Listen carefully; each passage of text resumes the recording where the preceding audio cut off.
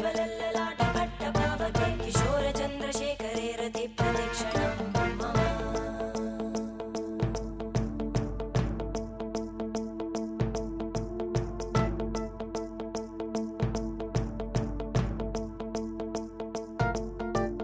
धराधरेन्द्रनन्दिनी विलासबन्धुबन्धुरा स्फुरद्दिगन्तसन्तति प्रमोदमानमानसे कृपाकटाक्षधोरणी निरुद्धदुर्धरापदि क्वचिद्दिगम्बरे मनोविनोदमेतु वस्तुनि